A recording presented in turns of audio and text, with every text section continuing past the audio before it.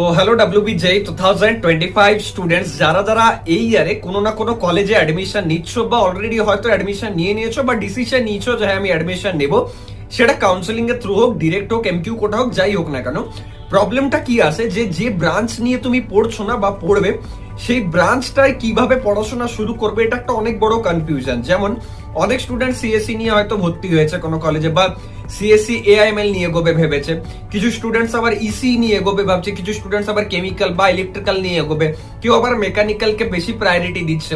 তাহলে দেখো তোমার যে ব্রাঞ্চ, সেই ব্রাঞ্চ ওরিয়েন্টেড যে পড়াশোনাটা সেটা কোন পয়েন্ট থেকে তুমি স্টার্ট করবে।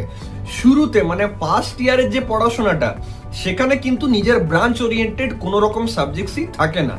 সেখানে physics, chemistry, basic electrical, mathematics, কিছু কলেজে দেখবে মানে হলদিয়া, নারুলা, এগুলোতে দেখবে data communication, data structure, English, values ethics, biology, এই ধরনের কিছু এক্সট্রা সাবজেক্টস আছে। কিছু জায়গায় আবার প্রোগ্রামিংও আছে, আরসিসি বা টেকনো ইন্ডিয়া ইউনিভার্সিটি, বিসি রয়, এই ধরনের কিছু কোর্স আছে, ঠিক আছে।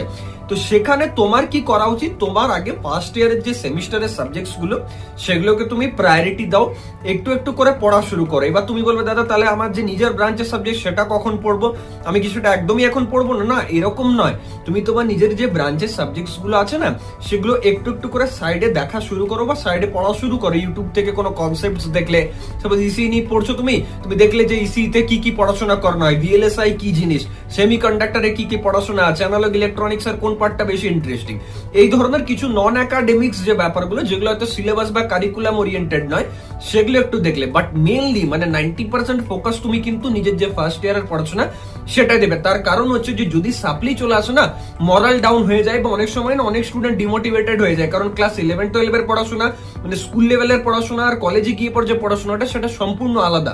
হায়ার লেভেল বলছি না আমি, পড়াশোনাটা আলাদা ওরিয়েন্টেড। তো সেখানে বেটার হচ্ছে যে ফার্স্ট ইয়ারে একটু প্রায়োরিটি দিয়ে পর, আমি যা যা বলছি, আমার যা যা সাজেশন আছে সব রকম শুনে পরীক্ষাটাই পাস করে যাওয়া এবং সিজিপিএটা একটু ঠিকঠাক মেনটেন রাখা। তারপর সেকেন্ড ইয়ার থেকে যখন ব্রাঞ্চ সাবজেক্ট ঢুকবে আমি তোমাদের 1 by 1 প্রতিটা সাবজেক্টের ডিটেইলডে যা কন্টেন্ট সব প্রোভাইড করে দেবো। So please stick on to it. আর দেখা হচ্ছে নেক্সট ভিডিওতে। যারা যারা এখনো পড়াশোনা শুরু করেনি তোমাদের বলছি অফার চলছে অ্যাপের ভেতরে, তাড়াতাড়ি কোর্সে এনরোল হয়ে পড়াশোনা শুরু করে দাও।